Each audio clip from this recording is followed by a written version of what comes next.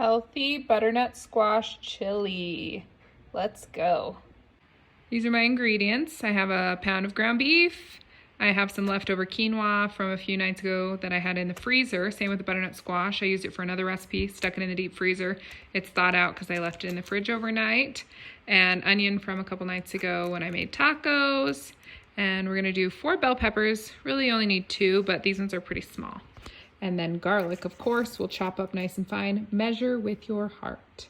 About a teaspoon of ground ginger, 2 teaspoons of cumin, and a tablespoon of chili powder. Less if you don't like it spicy. Pinch of sea salt and black pepper.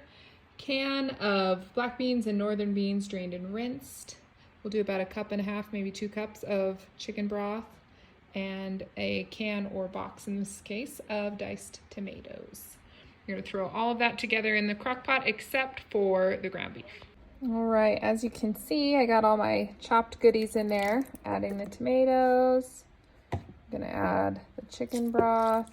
I don't really measure this, but for those of you that like measurements, if you do too much, I did say 2 cups, but I mean, it may be more like 4, depending on how thick you want it and how much ingredients you put in it. This is probably about 4 if we're being honest. Now we're gonna just give that a stir, get it all mixed up, and we're gonna put it on low heat for 4 to 5 hours until it gets delicious and the butternut squash gets soft. And then we will brown some ground beef, ground turkey, whatever you want, and add it in there and serve. Voila. Okay, I browned that ground beef, that whole pound. I just tossed it in here. I'm gonna stir it up. Don't mind the screaming children in the background. They aren't being murdered. They're just children, and there's like 1 million of them here. So there you go.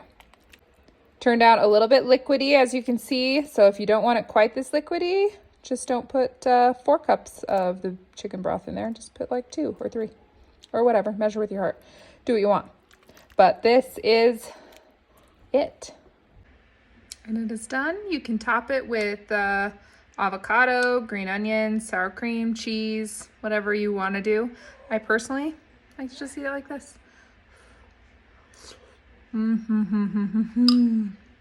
Try it.